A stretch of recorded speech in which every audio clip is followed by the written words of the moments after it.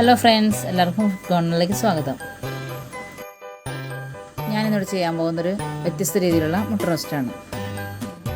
അതിനു മുന്നേ എൻ്റെ ചാനൽ സബ്സ്ക്രൈബ് ചെയ്യാത്തവരൊന്ന് സബ്സ്ക്രൈബ് ചെയ്യാം. ഇനി നമുക്ക് എൻ്റെ വീഡിയോയിലേക്ക് കിടക്കാം. ഇഡ്ഡലിച്ചെമ്പ് വെള്ളം ഒഴിച്ച് ചൂടായി കഴിയുമ്പോൾ അതിലേക്ക് ഇഡ്ഡലി തട്ട് വെച്ച് ഓരോ മുട്ട കൊത്തിയൊഴിച്ച് നമുക്കിത് മൂടി വെച്ച് വേവിച്ചെടുക്കാം. ഇങ്ങനെ വെച്ച് വേവിക്കുന്ന മുട്ട വേകാൻ വേണ്ടിയിട്ട് 5 മിനിറ്റ് മതി. അത് വെന്തൊന്നും അറിയാനായിട്ട് നമുക്കൊരു ടൂത്ത് പിക്കോ കത്തിയോ എന്തെങ്കിലും ഉപയോഗിച്ച് ഒന്ന് കുത്തി നോക്കാം. ഇത് വെന്തിട്ടുണ്ട്. ഇനി നമുക്ക് ഇതിലേക്ക് വേണ്ട മറ്റ് ഐറ്റംസ് എന്താണെന്ന് നോക്കാം. ഇതിലേക്ക് ഞാൻ 2 സവാള, പകുതി ക്യാപ്സിക്കം, ഒരു തക്കാളി, ഇഞ്ചിയും വെളുത്തുള്ളി ചതച്ച 1 സ്പൂൺ, കുറച്ച് കരിവേപ്പില, പിന്നെ നമ്മുടെ മല്ലിപ്പൊടി, മഞ്ഞൾപ്പൊടി, മുളക് പൊടി, കുരുമുളക് പൊടി, ചിക്കൻ മസാല, പിന്നെ കുറച്ച് ഗരം മസാല. ഇത് ഞാൻ 6 മുട്ടയ്ക്കുള്ള മസാലക്കൂട്ടാണ് ഇപ്പോൾ എടുത്തിരിക്കുകയാണ്. അപ്പോൾ നിങ്ങൾ മുട്ട കൂടുതൽ എടുക്കുകയാണെങ്കിൽ അതനുസരിച്ച് ഇതെല്ലാം കൂട്ടുക. ഇനി നമുക്ക് പാൻ അടുപ്പത്ത് വെച്ച് എണ്ണ ഒഴിച്ചു കൊടുത്ത് ഓരോന്നായി നമുക്കൊന്ന് വഴറ്റിയെടുക്കാം. ഓയിൽ ചൂടായി വന്നിട്ടുണ്ട്. ഇനി നമുക്ക് കരിവേപ്പില ഇട്ട് കൊടുക്കാം.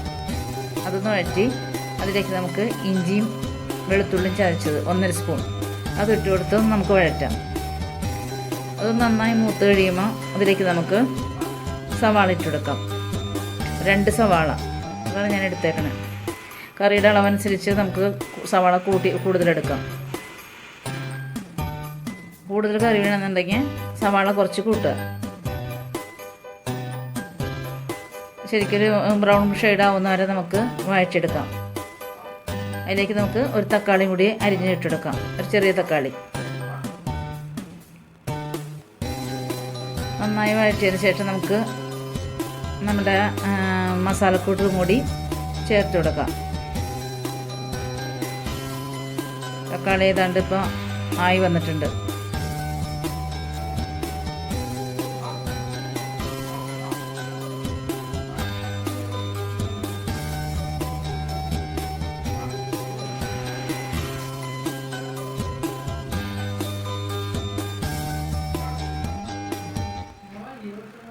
ചിക്കൻ മസാല, ഗരം മസാല, 1/2 സ്പൂൺ കുരുമുളക് പൊടി, 1/2 സ്പൂൺ മുളക് പൊടി, 1/2 സ്പൂൺ മഞ്ഞൾപ്പൊടി, ഒരു 2 സ്പൂണില്ല 1.5 സ്പൂണ് മല്ലിപ്പൊടി. ഇതെല്ലാം ചേർത്ത് നന്നായി വഴറ്റാം.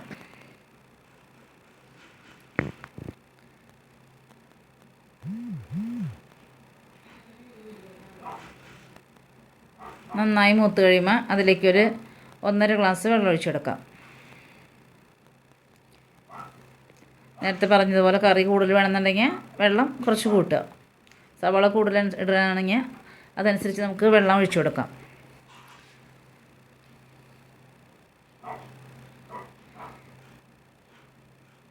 വെള്ളം നന്നായി തിളച്ച് കഴിയുമ്പോൾ നമുക്കതിലേക്ക് ഒരല്പം ഉപ്പ് ചേർത്ത് കൊടുക്കാം.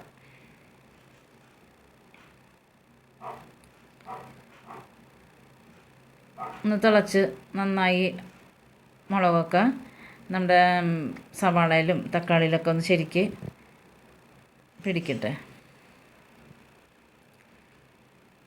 പിന്നെ നമുക്ക് അതിലേക്ക് കുറച്ച് ക്യാപ്സിക്കം അരിഞ്ഞിട്ട് കൊടുക്കാം. ക്യാപ്സിക്കം ഇത് ഓപ്ഷനിലാണ്, ഇഷ്ടമുള്ളവർക്ക് വേണമെങ്കിൽ ഇട്ട് കൊടുത്താൽ മതി. അതിൻ്റെ ഒരു പ്രത്യേക സ്മെല്ലും കൂടി ഉണ്ടാവും ഇത് ഇട്ടിട്ടുണ്ടെങ്കിൽ.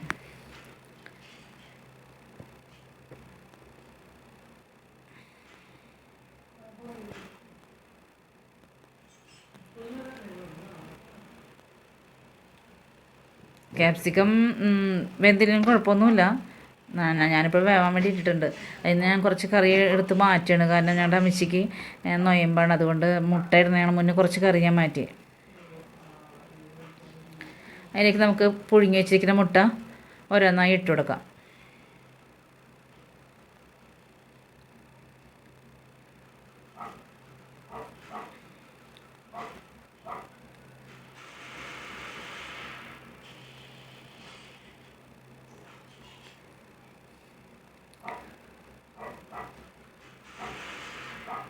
നമുക്ക് ഒന്ന് ഇളക്കി കൊടുക്കാം. അത് മുട്ടയിലൊക്കെ ഈ ഗ്രേവി നന്നായി പരളണ രീതിയിൽ ഒന്ന് ഇളക്കി കൂട്ടി വയ്ക്കാം.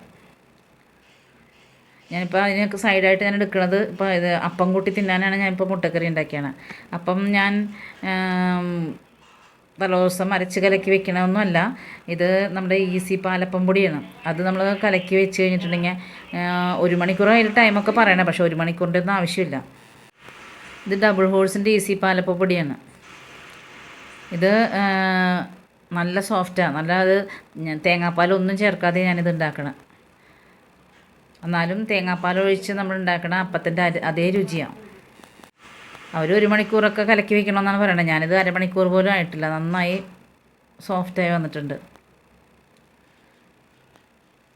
പെട്ടെന്ന് നമുക്കിത് റെഡിയാക്കി എടുക്കാം. എന്ത് ഭംഗിയാണെന്ന് നോക്കിയേ.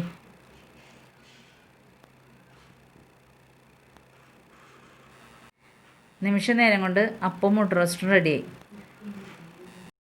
നല്ല അടിപൊളി മുട്ട റോസ്റ്റും അപ്പം. എല്ലാവരും ഇതുപോലെ ചെയ്തു നോക്കണം. ഇത് ഇഷ്ടപ്പെട്ടാൽ എല്ലാവരും ലൈക്ക് ചെയ്യുക, ഷെയർ ചെയ്യുക, സബ്സ്ക്രൈബ് ചെയ്യുക. Thanks for watching the video. By.